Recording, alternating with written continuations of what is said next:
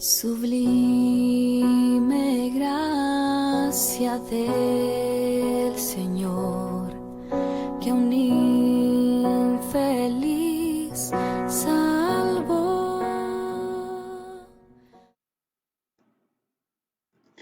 Bueno, perdón por la demora un poquito en cuanto al arranque. Seguramente usted y yo ya hemos dado cuenta a través de nuestra vida que de repente nos encontramos con personas que ya están hechas a una manera que difícilmente los vamos a cambiar y en muchos de los casos es entendible por la edad quizás o quizás porque los métodos que se han empleado en las formas de hacer su vida pues les han funcionado relativamente. Quiero decirles que el mensaje de esta mañana, de esta tarde, pues tiene por nombre un título un poquito medio rimbombante. Su nombre es Paradigma. Ese es el título del mensaje de hoy. Y bueno, como usted imaginará, ya me llevé la carrilla correspondiente aquí en mi casa porque pues estoy usando esa palabra que no es muy común en nuestro lenguaje, sin embargo no es una palabra tampoco del otro mundo, pero sí la palabra paradigma fue la que se me vino a la mente cuando estábamos tratando de ponerle título a este mensaje. La palabra paradigma, cuando la usamos, nos referimos con ello a esas formas ya establecidas en nuestra cabeza de cómo hacer una cosa. Eso de que a mí no me cambies el librito, ese es un paradigma. Cuando yo estoy acostumbrado a hacerlo de esta manera y no me muevas de aquí porque así lo he hecho toda la vida. Por allá hace mucho tiempo, cuenta una leyenda que había una familia en donde la muchacha, la señorita de la casa, se casa con su esposo, su novio, pues, y hacen una familia bonita, feliz, y bueno, ella un día le trae a su esposo una receta de un pescado cocinado, bueno, al alto vacío, qué sé yo, póngale un sabroso ingrediente, y ese día la esposa pues sorprende a su esposo con aquel platillo y fue una delicia, se chuparon los huesitos del pescado y dijeron, qué chulada. Entonces el esposo se quedó tan impactado con aquella receta que le dijo, mami, amor, qué rica receta, yo te pido por favor que esta vez invites, por favor invites a mis amigos para que coman ese delicioso pescado. Y ese día pues hicieron la reunión, el delicioso pescado, y bueno, todo el mundo quedó impresionadísimo con la receta. Una de las amigas se acerca con la anfitriona y le dice, amiga, qué rico pescado, estuvo de rechupete, pásame la receta, por favor. Y bueno, se pusieron de acuerdo y llegó el día donde iban a hacer la receta, ya llevaban el pescado, un pescado grandote, y entonces la anfitriona le dice, bueno, lo primero que hacemos después de lavar el pescado es con un cuchillo, track, track, y le cortas la cola y la cabeza y lo dejas nada más en este pedacito. ¿Por qué? Le dice la amiga. Buena pregunta, pero no sabría darte la respuesta. Pero lo vamos a hacer y después investigamos. Ah, ok, perfecto. Hicieron el pescado y quedó como siempre. Pero la amiga se quedó con la cosquillita. ¿Por qué cortabas los extremos? Y se fueron entonces la amiga con esa inquietud y le dijo, amiga, quiero que me digas por qué cortas los extremos. ¿Qué pasa si yo dejo el pescado así? Pues no te lo recomiendo, amiga. Así me lo enseñó mi mamá y así lo tienes que hacer. Bueno, pues así quedó. Entonces la amiga inquieta pues fue con la mamá de su amiga y le dijo, oiga señora, páseme la receta, por favor. Su hija me dice que le corte los extremos, pero quiero que me explique por qué cortarle los extremos al pescado. Y la mamá dice, oh, tienes razón la pregunta, no sé por qué, pero tú córtaselos porque eso, así es como viene la receta, con los extremos cortados. Entonces no sabe usted por qué, no, pero seguramente te va a salir mejor así. Así me lo enseñó mi mamá, dice la señora. Bueno, pues entonces la amiga dice, entonces la abuela es la que sabe. Pues allá va con la abuela a investigar por qué le cortan los extremos al pescado. Y llegó con la abuela y le dijo, oiga, abuela de mi amiga, usted le enseñó la receta a su hija y su hija, a su nieta, y hacen una receta de pescado fenomenal. Oh, sí, esa es mi especialidad, dice la viejita. Pero ¿me puede explicar cómo es que usted inventó esa receta? Sí, yo la inventé.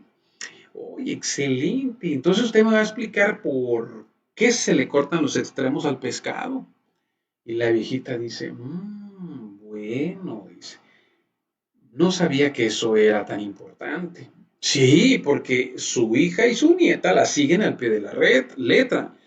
Bueno, entonces debo decirte que no me había puesto a pensar en eso. En realidad, yo cortaba los extremos porque yo tenía un sartén justo de una medida y si yo ponía el pescado completo, pues en realidad no iba a caber todo el pescado, pero yo no sé si lo cocino completo o partido, yo no sé si hubiera cambiado el sabor. Y entonces la amiga dijo, entonces esa era la razón. Ujú. Y con esto que te quiero decir, que sin darse cuenta, la abuela formó una manera de hacer el pescado, la receta, lo adoptó la hija, lo adoptó la nieta y quizás si no lo detectan se van por las generaciones cortándole el extremo al pescado. Y eso es un paradigma, porque las personas hacen las cosas y no las quieren cambiar, porque así es como son. Y a veces tú y yo nos vemos inmersos en paradigmas en nuestra vida que cuando menos pensamos estamos haciendo lo mismo, lo mismo, lo mismo y no queremos que nos cambien la receta. No queremos. Quizás tu manera de hacer negocios es una forma, quizás tu manera de estudiar es una manera muy establecida, quizás tu manera de acomodar las cosas en tu casa, el ordenamiento de tu casa ya está establecido, el proceso para una receta, el proceso para limpiar la casa, hasta para preparar un agua fresca. Ya hay formas que ya están establecidas y son paradigmas. Y esos paradigmas pueden ser muy cotidianos, pero hay algunos paradigmas que vienen y marcan nuestra vida de tal manera que cuando menos pensamos estamos tan metidos en ellos que nos resulta muy complicado salir. Y un paradigma regularmente tiene esa característica de que cuando nosotros nos mueven ese paradigma no estamos a gusto, nos sentimos incómodos, inclusive podemos tener hasta sentimientos de culpa, porque yo suelo hacer las cosas así. Yo tengo acostumbrado a comprar las tortillas y en tal tortillería y si me las compro en otro lado no me saben. Allí es donde yo quiero y puedo estar al otro lado de la ciudad, pero vengo a las tortillas acá porque ya son paradigmas que nosotros nos establecemos. La ruta para ir al trabajo, para ir a la escuela, cualquier cosa que tú sabes que se va quedando ahí, ya es un paradigma y esos paradigmas se forman acá, en las estructuras de la mente. Ahí es donde se guardan, se quedan bien rígidas y muy complicado es que las podamos mover. Por eso el mensaje de hoy lo vamos a sintetizar de esta manera. ¿Qué es lo que nos mueve cuando estamos en el ejercicio de la fe? Bueno, hay paradigmas en las tradiciones, tenemos paradigmas en cuanto a nuestra necesidad material, en cuanto a nuestros intereses. Y bueno, por último, vamos a tocar este tema diciendo nuestra necesidad de Dios. ¿Qué es lo que nos mueve? ¿Qué te mueve a ti y qué me mueve a mí cuando estamos viviendo el tema de la fe? El tema de la fe lo vive cada creyente de una manera distinta, pero si no te has dado cuenta, cada creyente tiene una tendencia a vivir la fe conforme a sus paradigmas. Es decir, así está acostumbrado, así lo ha vivido y así son sus paradigmas, así son sus formas de ser. Hay personas que difícilmente van a poder aceptar un desafío de fe o difícilmente van a poder aceptar creer abiertamente en Jesús porque traen estructuras ya muy rígidas, muy establecidas, que les cuesta trabajo salir de ese entorno. No le quiero llamar zona de confort, quiero llamarle que ese es tu paradigma.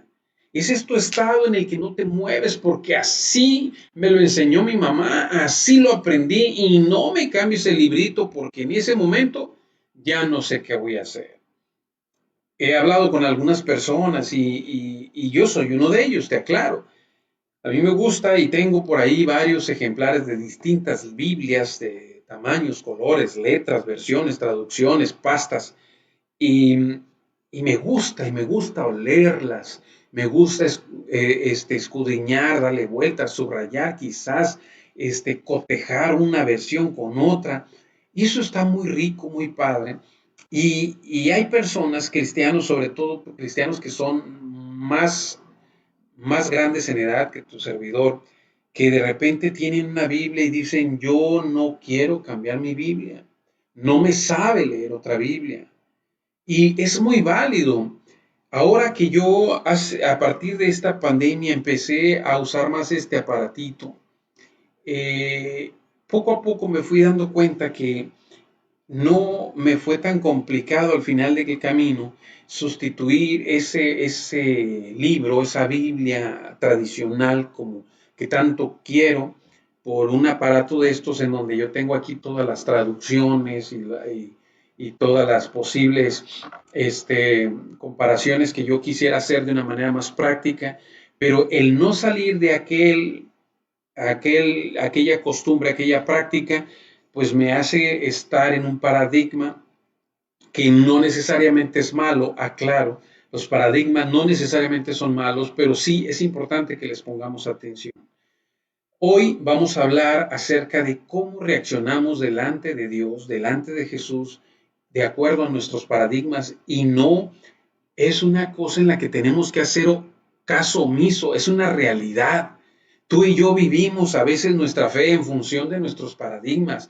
Hay cosas que a nosotros nos mueven, estamos acostumbrados a hacer y difícilmente vamos a cambiarlos porque nos sentimos que estamos fallándonos a nosotros mismos, fallándoles a nuestra gente, sentimos desconfianza por explorar una forma nueva y en esa depuración de cosas hacemos a un lado a Dios de nuestras vidas porque sentimos que Dios no va a llenar el hueco o el lugar, el espacio que ocupa uno de nuestros paradigmas.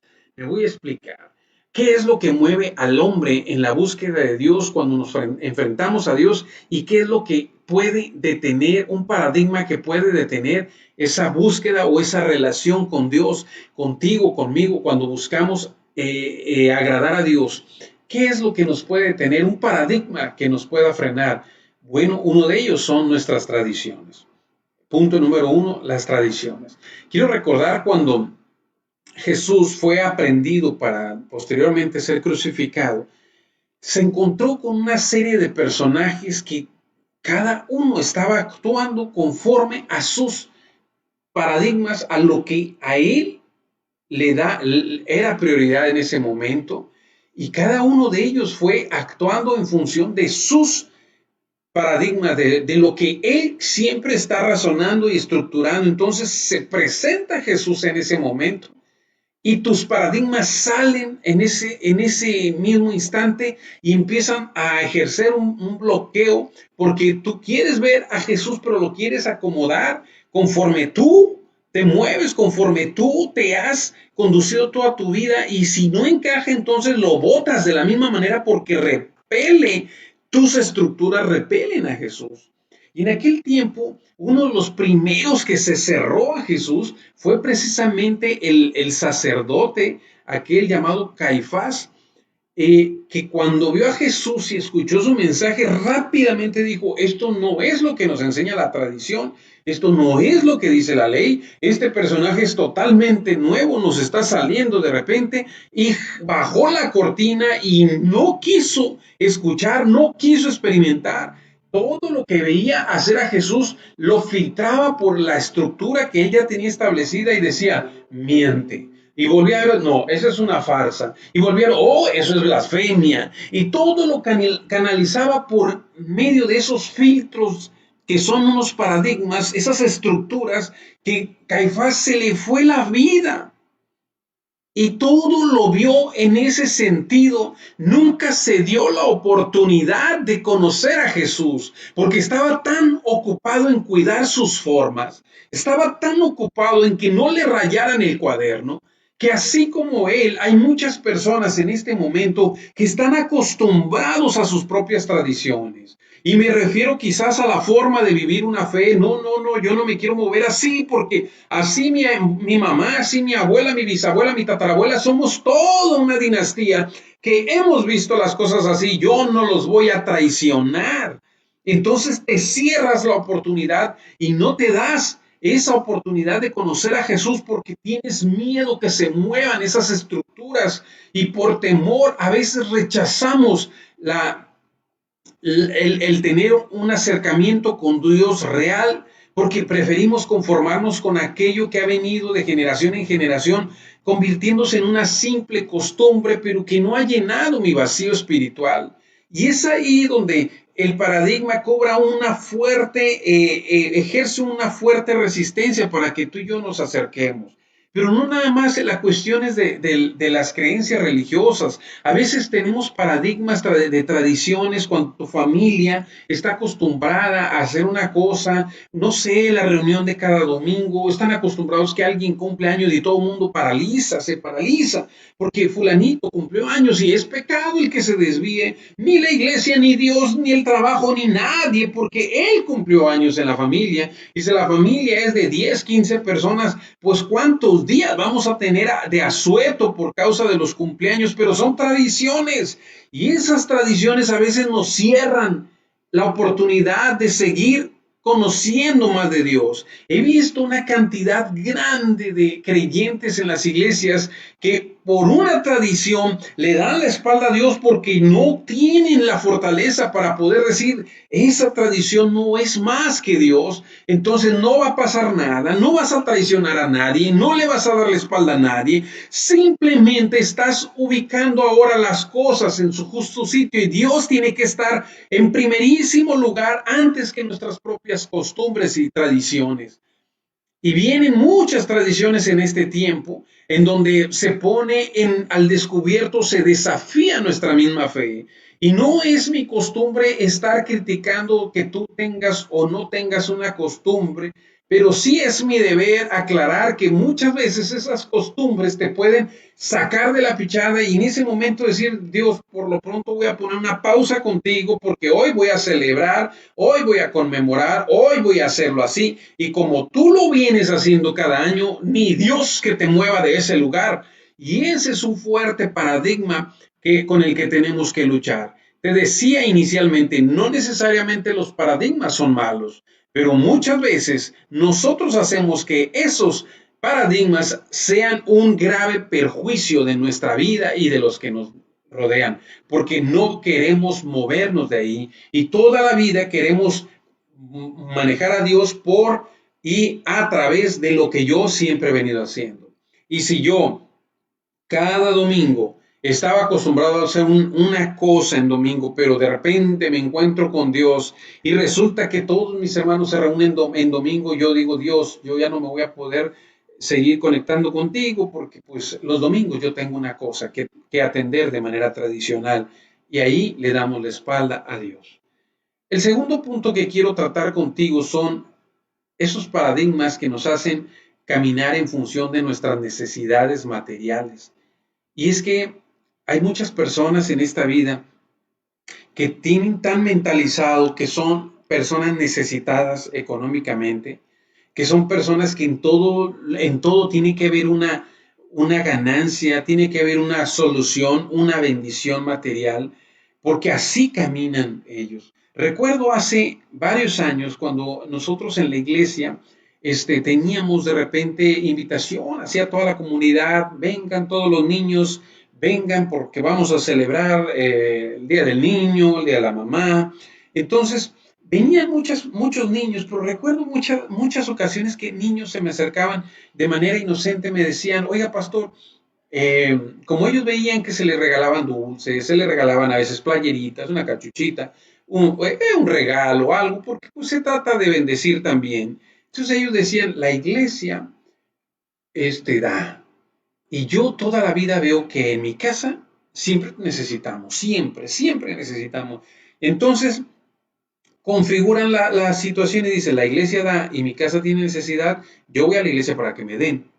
Y se configuran así y creen que en la iglesia es un manantial en donde está brotando bendición material. Entonces muchos adoptan el camino de la fe para tener un lugar en donde encontrar financiamiento.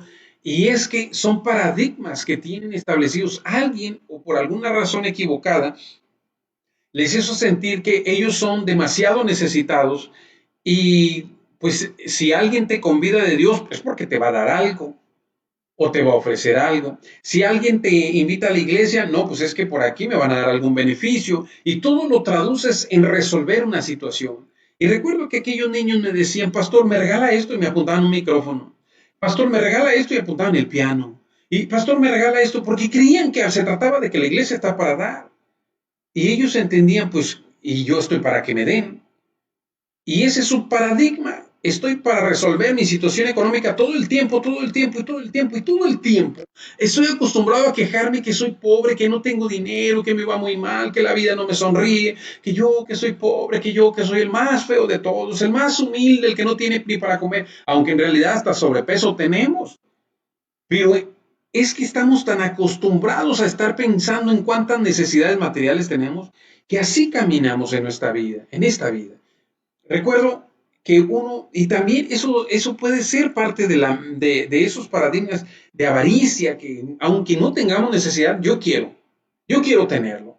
O cómo yo puedo cambiar una cosa por dinero. Y recuerdo el caso en ese momento cuando Jesús, del cual estamos hablando, cuando fue llevado a juicio para ser juzgado, valga la redundancia, ya ves que Caifás actuó de una manera, pero hubo un hombre que estaba tan acostumbrado a estar sacándole provecho a la situación de manera económica. Estaba tan acostumbrado a ver, ahora, ¿qué voy a sacar? Que era uno de los discípulos.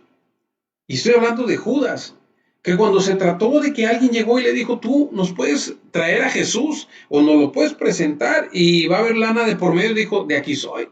Es el negocio. Aquí hay que sacarle provecho al asunto porque yo tengo cierta necesidad. Y así cambian las cosas. Y cuando tú y yo vivimos con paradigmas que se trata de estar resolviendo nuestra condición económica, olvídate todo el tiempo, aunque tú ames a Dios y quieras a Dios, donde te brille en el espejito, vas a caminar hacia allá, porque allá hay para ti. Y eso no podemos estar caminando toda la vida así, porque si entendemos el orden de las cosas y si tú y yo hacemos materialmente lo que tenemos que hacer, trabajar como tenemos que trabajar, hacer nuestra función de manera responsable, entonces Dios se va a encargar también de responder a nuestras necesidades. Dios también se va a encargar de que podamos nosotros encontrar la respuesta sin que te afanes tanto por ello, sin que todo tu pensamiento sea obtener una ganancia o cómo te van a resolver o cómo te van a ayudar o cómo te van a proteger.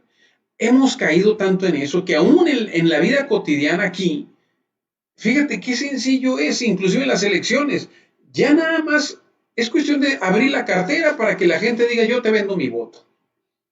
¿Por qué? Porque estoy acostumbrado a que me den. Hago una invitación, una convocatoria, un político, va a haber playeras y ahí va todo el mundo. Porque está acostumbrado a que le den, le llamamos el goyo. Pero la realidad de las cosas es que son paradigmas que te hacen actuar en función de eso. Aunque a veces ni lo ocupamos. Aunque a veces nos pueden dar un vaso, una cuchara ahí de regalo porque fui y no fui bien y la tiro en la casa, pero lo importante es que yo tomé ventaja. Lo importante es que no se fue sin que yo lo agarrara. Esa es una situación un tanto compleja, pero hace actuar a muchos mexicanos y quizás más de alguno dirá, no, pero tú porque no tienes esa necesidad. No estamos hablando de eso. Estamos hablando de que en todos los estratos sociales, en todos los estratos sociales, a veces nuestra necesidad de resolver un asunto material es la que nos hace actuar. ¿Cuánto voy a ganar si yo hago eso? Ese es otro nivel. Una vez platicando con una persona, a mí se me hizo muy fácil, llegué a un gimnasio Y le dije, oye, me pedí hablar con el dueño. Y me dijeron, sí, ¿cómo? Mira, Isa, mira, dije, estoy de suerte, encontré al dueño. Ya llegué con el dueño, y ya el dueño estaba medio mal encachado, ya me viene a vender ¿no? Y entonces llegué y quise hacer mi técnica de venta, que por cierto no funcionó. Y entonces, después de que lo saludé y todo, y él estaba parco, reseco. Entonces me dijo, ¿qué se te ofrece? Y dije, bueno, ya no va a funcionar esto, así, entonces mejor me voy rápido, nomás le voy a decir rápido, capaz que pega la última. Le dije, oye, ¿sabes qué? Mira, yo estoy promoviendo esta situación, así ya me gustaría ver si me das permiso de poner un póster de estos allí, para que llamen y obtengan un premio. Y entonces se me queda viendo y dice, ¿y yo qué voy a ganar? Le dije, bueno, pues lo que vas a ganar es, pues que vas a ser mi amigo, ¿verdad? O quizás, no ganes nada en este momento, pero después puedas cosechar algo. Pero entendí que no había oportunidad y me dijo, la verdad no me interesa. Perfecto, me fui. Pero la realidad es que todo mundo, si no nos damos cuenta, somos susceptibles de manejarnos en función de nuestras necesidades. Y a todo le queremos sacar ventaja. Ese es un paradigma que desgraciadamente nos impide también, nos impide acercarnos a Dios. Porque queremos que en todo lugar yo resuelva una situación. Y si la iglesia no me satisface mi situación, porque lo he visto muchas veces, a veces personas se agüitan porque en la iglesia pues le dieron una vez, le dieron dos veces, pero ya no le volvieron a dar, entonces ya mejor ya no quieren ir porque ahí ni cristianos son. Entonces son paradigmas que desgraciadamente tenemos que afrontar, que existen, son reales, pero cuando tú has decidido seguir a Jesús, no permitas que eso se vuelva un estilo de vida, porque eso te interrumpe y te corta la bendición y no vas a poder avanzar. Y quiero ir con esto al tercer punto, nuestros intereses. Esto es muy importante. En el mismo, en aquella escena de la aprehensión de Jesús, recuerdo que también había muchos personajes. Te acabo de recordar a Caifás, te acabo de recordar a Judas, pero quiero recordar a un hombre que era un gobernante llamado Pilato o Pilatos, que en aquel momento, pues fueron con él para que él diera su veredicto, su opinión y qué hacían con Jesús.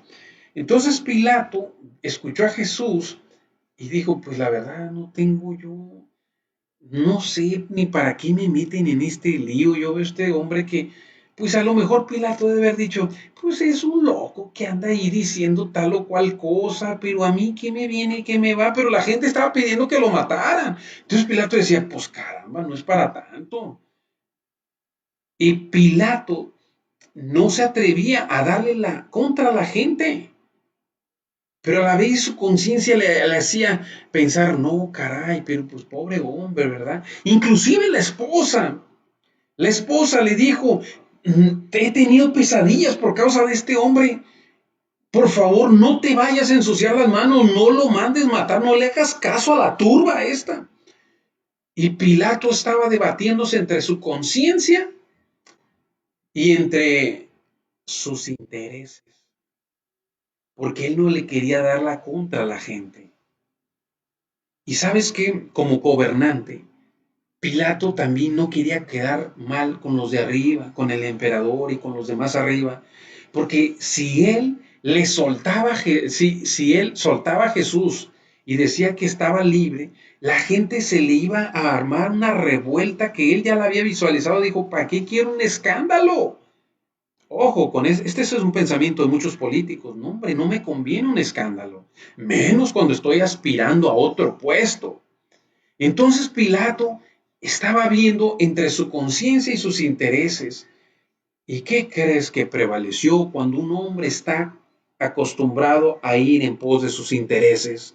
Sus intereses lo van a jalar. Y tarde o temprano él tuvo frente a Jesús, frente a sus ojos a Jesús. Y tarde o temprano él dijo, pues sabes que te ves muy bonito, te ves noble, se ve que tienes rollo, se ve Jesús como que estás bien convencido de lo que buscas, pero sabes una cosa, pues yo voy por un puesto más grande en la política. y pues no vas a ser tú el motivo de mi tropiezo. Entonces Pilato, se lavó las manos y dijo, hagan lo que quieran, pero yo aquí no voy a hacer nada. Ni le dio la contra al pueblo, ni tampoco siguió su conciencia o la de su esposa, porque a él sus intereses estaban por encima de Jesús.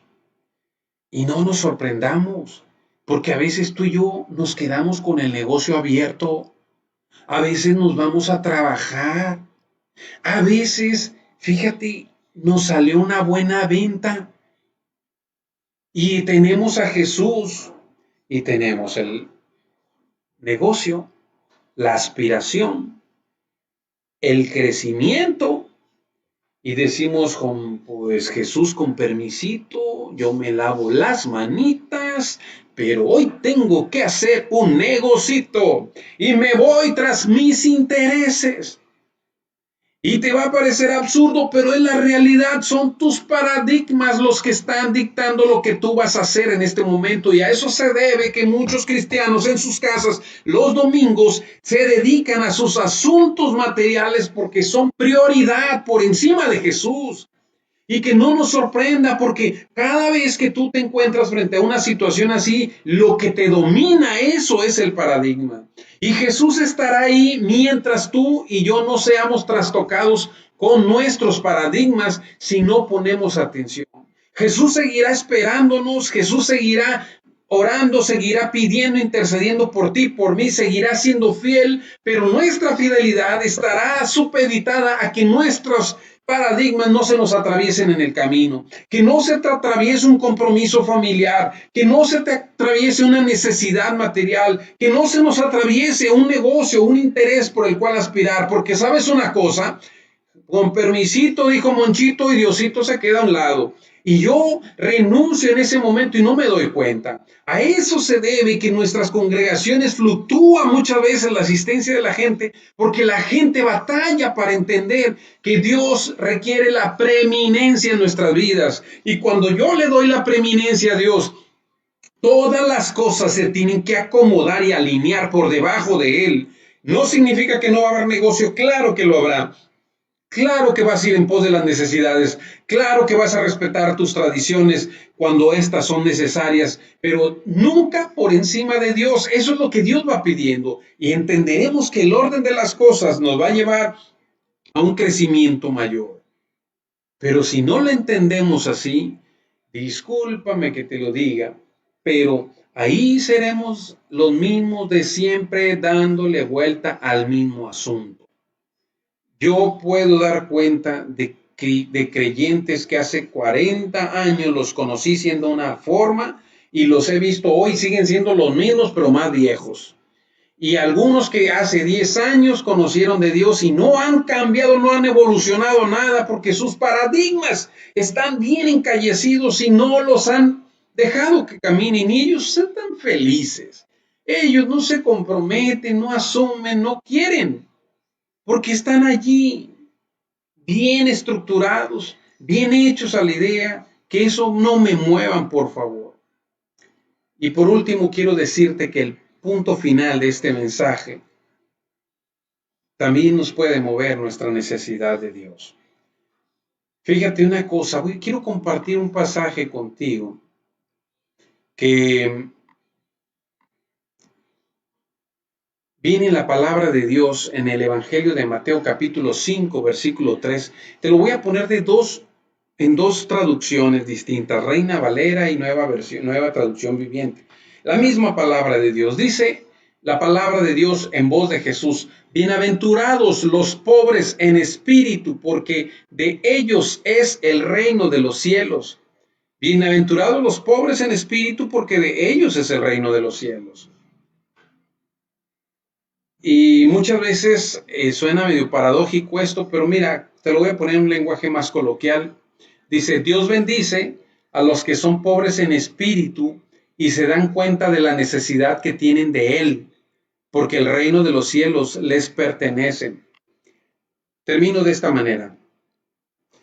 Cuando tú y yo Entendemos que sin Dios no podemos avanzar. Entendemos cuánta necesidad, cuánto necesitamos de Dios. No va a haber circunstancia que te haga voltear en otra dirección que no sea Dios mismo. Que si se viene una crisis financiera, ¿a dónde volteas? A Dios. Que si se viene una crisis de salud, ¿a dónde volteamos? A Dios. Que si se viene una crisis emocional, ¿a dónde? A Dios. Que si se viene una oportunidad de ascenso, de negocio, de crecer, de un proyecto, ¿a dónde es a donde acudimos primero? A Dios. Porque son bienaventurados aquellos que son pobres en espíritu, es decir, sienten la necesidad todos los días de venir y pedirle a Dios de su dirección.